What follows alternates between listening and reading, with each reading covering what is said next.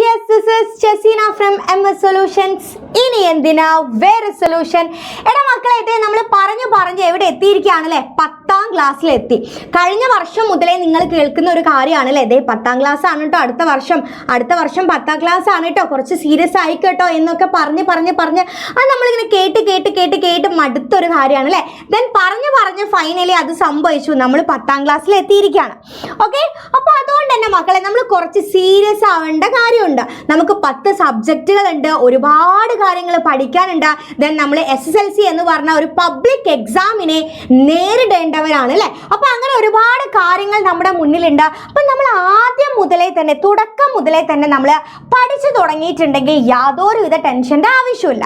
അപ്പം നമ്മുടെ ഹിന്ദിയുടെ കേസ് പറയുകയാണെങ്കിൽ നമ്മൾ എന്ത് പഠിക്കണം, എങ്ങനെ പഠിക്കണം, ഏത് രീതിയിൽ പഠിക്കണം എന്നൊക്കെയുള്ളൊരു ടെൻഷൻ ഉണ്ടാവും അല്ലേ. പഠിക്കണം, കാരണം പഠിക്കാതെ നിങ്ങൾക്ക് ഹിന്ദിയൊക്കെ ഇപ്പം എങ്ങനെ എഴുതിയാലും പാസ്സാവും എന്നുള്ളൊരു കാര്യം നിങ്ങൾ വിചാരിക്കരുത്. കാരണം അങ്ങനെ പറഞ്ഞിട്ടുള്ളവരൊക്കെ എന്തായിട്ടുണ്ട്, ഈ 9th ഒരുപാട് പേര് ഫെയിൽ ആയിട്ടുണ്ട്. അത് അധികം എന്താണ്, ഈ ഹിന്ദിയിലാണ് അല്ലേ. അപ്പോൾ എന്താണ് നമ്മൾ എന്ത് ചെയ്യരുത്, നമുക്ക് അങ്ങനെ ഫെയിൽ ആവേണ്ടി വരുന്ന അല്ലെങ്കിൽ ജസ്റ്റ് പാസ് അത് പോരാ, നമുക്ക് നല്ല മാർക്ക് തന്നെ വേണം.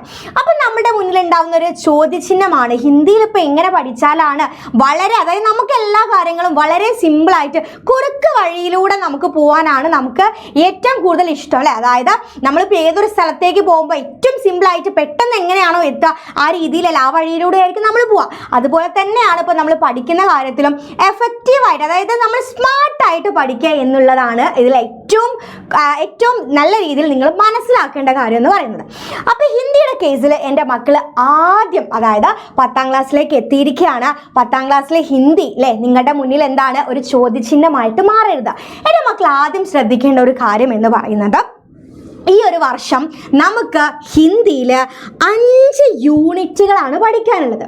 ഓക്കെ, എന്താണ് 5 യൂണിറ്റുകളാണ് നമുക്ക് ഈ ഒരു വർഷം പഠിക്കാനുള്ളത് അല്ലേ. 5 യൂണിറ്റേ ഉള്ളൂ. ഓക്കെ, ഈ 5 യൂണിറ്റിൽ നമുക്ക് 12 ചാപ്റ്റേഴ്സ് പഠിക്കാനുണ്ട്. ഓക്കെ, 5 യൂണിറ്റുകളിലുമായിട്ട് 12 ചാപ്റ്റേഴ്സ് നമുക്ക് പഠിക്കാനുണ്ട്. അത്യാവശ്യം നല്ല വലുപ്പമുള്ള ചാപ്റ്റേഴ്സാണ്, ഒരുപാട് ചോദ്യങ്ങൾ വരുന്ന ചാപ്റ്റേഴ്സാണ്. ഒരുപാട് ചാപ്റ്റേഴ്സ്, ചില ചാപ്റ്റേഴ്സ് ഭയങ്കര സിമ്പിളാണ്, ചിലത് ഭയങ്കര ടഫാണ്. അതായത് നമുക്ക് ദോഹ കാര്യങ്ങൾ അങ്ങനത്തെയൊക്കെ കുറച്ച് ടൈപ്പ് ഓഫ് ചാപ്റ്റേഴ്സ് നമുക്ക് വരുന്നുണ്ട്. അപ്പം അതായത് ഇത്രയേ ഉള്ളൂ, സിമ്പിളായിട്ട് പറഞ്ഞാൽ നമുക്ക് കുറച്ചധിക കാര്യങ്ങൾ പഠിക്കാനുണ്ട്. ഓക്കെ, അപ്പോൾ ആ ഒരു കാര്യത്തിൽ നിങ്ങൾ 5 യൂണിറ്റ് 12 ചാപ്റ്റേഴ്സ്, ദെൻ നമ്മൾ നേരെ ഫോക്കസ് ചെയ്യേണ്ടത് 40 മാർക്സ് 40 മാർക്കിനാണ്. അത് മാർക്കിലൊന്നും നമുക്ക് എന്ത് ചെയ്യില്ല, ചേഞ്ച് ഒന്നുമില്ല. 9ാം ക്ലാസ്സിൽ നിങ്ങൾ നേരിട്ടത് 40 മാർക്കിൻ്റെ എക്സാമാണ്. യെസ്, അതുപോലെ തന്നെയാണ് നമ്മൾ 10ാം ക്ലാസ്സിലും 40 മാർക്കിന് തന്നെയാണ് കേട്ടോ, അതിലൊന്നും യാതൊരുവിധ മാറ്റവും. ഓക്കെ, അപ്പോൾ ഈ ഒരു 5 യൂണിറ്റിലെ ഈ ഒരു 12 ചാപ്റ്റേഴ്സിനെയും കൂടി നമ്മൾ പിടിച്ചെടുത്തിട്ട് എന്ത് ചെയ്യണം, നമ്മൾ ഈ 40 മാർക്ക് നമുക്ക് സ്കോർ ചെയ്യാൻ പറ്റണം. ഓക്കെ, അപ്പോൾ ഈ 40 മാർക്ക് നമുക്ക് സ്കോർ ചെയ്യാൻ പറ്റണമെങ്കിൽ, ഏറ്റവും നല്ല ഗ്രേഡിലേക്ക് നമ്മൾ എത്തണമെങ്കിൽ നമ്മൾ എന്താണ് പഠിക്കേണ്ടത്, എങ്ങനെയാണ് പഠിക്കേണ്ടത് അല്ലേ. നമ്മൾ ഏറ്റവും സിമ്പിളായിട്ട് എൻ്റെ മക്കളോട് പറഞ്ഞാൽ, നിങ്ങൾ ആദ്യം ശ്രദ്ധിക്കേണ്ടത് ഹിന്ദിയിൽ നിങ്ങൾക്ക് പാസ്സാവണമെങ്കിൽ നിങ്ങൾ ആദ്യം ചെയ്യേണ്ടത് ഈ ചാപ്റ്റർ എന്ത് ചെയ്യണോടാ, ഈ ചാപ്റ്റർ വായിക്കൽ വളരെ നിർബന്ധമാണ്. കാരണം നമ്മൾ സ്വന്തക്കാണ് നമ്മൾ ക്വസ്റ്റ്യൻ പേപ്പർ വായിക്കുന്നില്ല, അതായത് ക്വസ്റ്റ്യൻ വായിക്കണം, ആ ക്വസ്റ്റ്യൻ മനസ്സിലാക്കി നമ്മൾ സ്വന്തമായിട്ട് എഴുതണം.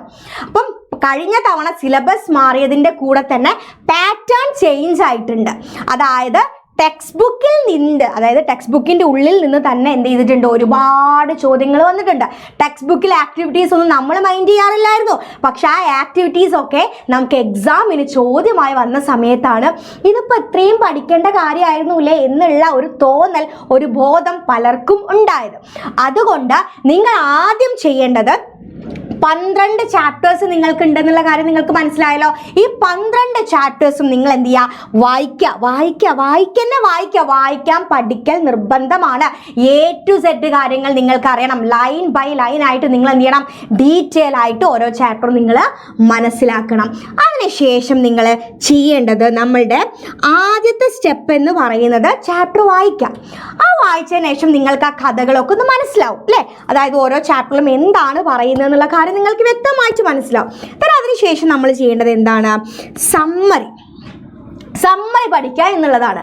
ഓരോ ചാപ്റ്ററിൻ്റെയും പ്രധാനപ്പെട്ട കാര്യങ്ങൾ, അതായത് ആ ചാപ്റ്ററിൽ എന്താണോ നടക്കുന്നത്, എന്തെഴുതിയാലാണോ നമുക്ക് മാർക്ക് കിട്ടുക, പ്രധാന പോയിന്റ്സ് മാത്രം എന്ത് ചെയ്യുക, അതിൻ്റെ സമ്മറി നമ്മൾ പഠിച്ചു വെക്കാം. ഈ സമ്മറി നമ്മൾ പഠിക്കുന്നതിലൂടെ എന്താണ്, നമുക്ക് A+ ഉറപ്പിക്കാൻ പറ്റും. കാരണം അതായത് ഓരോ ചാപ്റ്ററിൻ്റെയും കാതലായിട്ടുള്ള ഭാഗമാണ് എവിടെ നമ്മൾ പഠിക്കുന്നത്, ഈ സമ്മറിയിൽ പഠിക്കുന്നത്. ആ സമ്മറിയിൽ നമ്മുടെ കയ്യിലുണ്ടെങ്കിൽ, ആ സമ്മറി നമ്മളെ കയ്യിലുണ്ടെങ്കിൽ നെക്സ്റ്റ് നമുക്ക് ഫുൾ മാർക്ക് കിട്ടാൻ നമ്മൾ എന്താ ചെയ്യേണ്ടത്, സമ്മറി നമ്മൾ ഓൾറെഡി പഠിച്ചിട്ടുണ്ട്. ദ നെക്സ്റ്റ് സ്റ്റെപ്പ് എന്ന് പറയുന്നത് ഓൾ ഡിസ്കോഴ്സസ്, അതായത് ഫോർമാറ്റ്സ് ആണ്. ഓക്കെ, ഫോർമാറ്റ്സ് ആണ്. ഫോർമാറ്റ് എന്ന് പറഞ്ഞാൽ നമുക്കറിയാം ഹിന്ദിയിൽ നമ്മളിപ്പോൾ പഠിക്കേണ്ട കാര്യങ്ങൾ, ചോദ്യങ്ങൾ എന്ന് പറയുന്നത് ഡയറി, ലെറ്റർ, പട്കഥ, പോസ്റ്റർ, ഈ രീതിയിലാണ് നമുക്ക് ചോദ്യം വരാം. അപ്പോൾ ഇതിൻ്റെ ഫോർമാറ്റ്സ് നമ്മൾ പഠിച്ചു വെക്കൽ നിർബന്ധമാണ്. കാരണം അതല്ലാത്തൊരു ചോദ്യം നമുക്ക് ഹിന്ദിയിൽ വരാനില്ല. ആ ഫോർമാറ്റ്സിൻ്റെ കൂടെ നിങ്ങൾ എന്താണ്, ഈ പഠിച്ച സമ്മറി കൂടി നിങ്ങൾ ആഡ് ചെയ്താൽ, അതായത് ഈ ഒരു ഫോർമാറ്റിലേക്ക് നിങ്ങൾ ഓരോ ചാപ്റ്ററിൻ്റെയും സമ്മറി പഠിച്ചത് നിങ്ങൾ അപ്ലൈ ചെയ്ത് കൊടുത്താൽ നിങ്ങൾക്ക് അവിടെ എന്ത് കിട്ടിയടാ, 40 മാർക്ക് നിങ്ങൾക്ക് സെറ്റായി. അപ്പോൾ നമ്മൾ ആദ്യം ചെയ്യേണ്ടത് ചാപ്റ്റർ നല്ല രീതിയിൽ വായിക്കാൻ പഠിക്കുന്നു. ചാപ്റ്ററിൻ്റെ സമ്മറി പഠിച്ചതിന് ശേഷം നമ്മൾ ചെയ്യേണ്ടത് ഫോർമാറ്റ്സ് ആണ്. ഓക്കെ, ആ ഫോർമാറ്റ്സ് നമ്മൾ പഠിക്കൽ നിർബന്ധമാണ് കേട്ടോ. അതിനുശേഷം ഗ്രാമർ നമ്മൾ എന്താ 1 മാർക്കിനും 2 മാർക്കിനൊക്കെ നമുക്ക് വരാറുള്ളൂ. ഓക്കെ, ഈ സർവനാമ, വിഭക്തി, പ്രത്യയ, ഈ രീതിയിലാണ് നമുക്ക് ഗ്രാമർ പഠിക്കാനുള്ളത്. നിങ്ങളതൊന്നും ടെൻഷൻ അടിക്കേണ്ട ആവശ്യമില്ല. ഓരോ ചാപ്റ്ററിൻ്റെ സമ്മറിയും കാര്യങ്ങളും ഒക്കെ മിസ് നിങ്ങൾക്ക് പഠിപ്പിച്ചു തരും. നിങ്ങൾ ടെൻഷൻ അടിക്കേണ്ട ആവശ്യമേ ഇല്ല. ഓക്കെ, അപ്പം നമ്മൾ ചാപ്റ്റർ പഠിച്ചിട്ടുണ്ട്. അതിനുശേഷം നമ്മൾ എന്ത് ചെയ്തിട്ടുണ്ട്, സമ്മറി പഠിച്ചു, ഡിസ്കോഴ്സസ് പഠിച്ചു, അത്യാവശ്യം വേണ്ട ഗ്രാമർ നമ്മൾ സെറ്റാക്കി. അതിനുശേഷം നമുക്ക് ഏറ്റവും കൂടുതൽ എക്സാമിന് യൂസ്ഫുൾ ആവുന്ന ഒരു കാര്യമാണ് ഈ PYQ, അതായത് പ്രീവിയസ് ഇയേഴ്സ് ക്വസ്റ്റ്യൻ പേപ്പർ എന്ത് ചെയ്യുക, ഒന്ന് അരിച്ച് പെറുക്കി നോക്കുക. അതായത് മുൻ വർഷങ്ങളിലെ ക്വസ്റ്റ്യൻ പേപ്പർ. അപ്പം കഴിഞ്ഞ വർഷം എന്തായിട്ടുണ്ട്, ടെക്സ്റ്റ് ബുക്ക് ചേഞ്ച് ആയിട്ടുണ്ട് അല്ലേ. അപ്പം നമുക്ക് ഒരു വർഷത്തെ, അതായത് കഴിഞ്ഞ വർഷത്തെ ക്വസ്റ്റ്യൻ പേപ്പേഴ്സ് നമുക്ക് അവൈലബിൾ ആണ് അല്ലേ. ഓണം എക്സാം ആയിക്കോട്ടെ, അതുപോലെ ക്രിസ്മസ് ആയിക്കോട്ടെ, മോഡൽ പബ്ലിക്, അതുപോലെ എന്താ നമ്മളെ ഗവൺമെൻറ് സർക്കാർ ഒരുപാട് മോഡൽ ക്വസ്റ്റ്യൻ പേപ്പേഴ്സ് നമുക്ക് ഇറക്കിയിട്ടുണ്ട്. അതൊക്കെ നമുക്ക് എന്ത് ചെയ്യാൻ പറ്റും, അതൊക്കെ നമുക്ക് നോക്കിയിട്ട് ഏത് രീതിയിലാണ് ചോദ്യം വരിക എന്നുള്ള ധാരണ നമുക്ക് ഉണ്ടാക്കാൻ പറ്റും.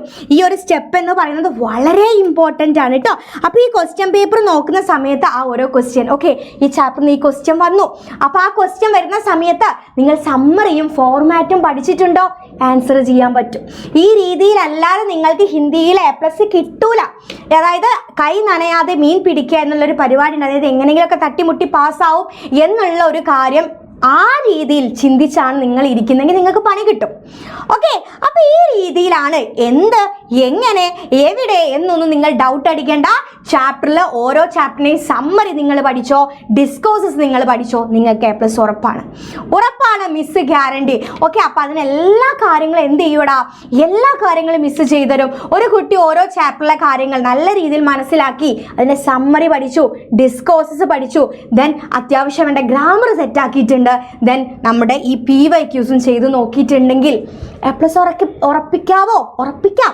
A+ 100% എന്ത് ചെയ്യാം, നിങ്ങൾക്ക് ഉറപ്പിക്കാടാ. അപ്പോൾ ഈ രീതിയിലാണ് എൻ്റെ മക്കൾ എന്ത് ചെയ്യേണ്ടത്, ഹിന്ദി പഠിച്ചു തുടങ്ങേണ്ടത്. ഇത്രയും കാര്യങ്ങൾ മാത്രം നിങ്ങൾ പഠിച്ചാൽ മതി. ഒരു ഹിന്ദി എന്നുള്ള ആ ഒരു വലിയ എന്തോ ഒരു സംഭവമാണെന്നൊന്നും നിങ്ങൾ വിചാരിക്കേണ്ട. വളരെ സിമ്പിളാണ്. ചാപ്റ്റർ നല്ല രീതിയിൽ പഠിച്ച് മനസ്സിലാക്കുക, അത് തന്നെയാണ് ബേസിക് ആയിട്ട് നിങ്ങൾ ആദ്യം ചെയ്യേണ്ട കാര്യം. Okay, yes. അപ്പോൾ ഇത്തരത്തിൽ നിങ്ങൾക്ക് ഇനി ഓരോ ചാപ്റ്റേഴ്സിൻ്റെ വീഡിയോസ്, കാര്യങ്ങൾ, സമ്മറികൾ, ഇമ്പോർട്ടൻറ്റ് ക്വസ്റ്റ്യൻസ് കാര്യങ്ങളൊക്കെ വേണ്ടേ. അപ്പോൾ ഈ ചാനൽ ഒന്ന് നിങ്ങൾ ഫോളോ ചെയ്തോളൂ.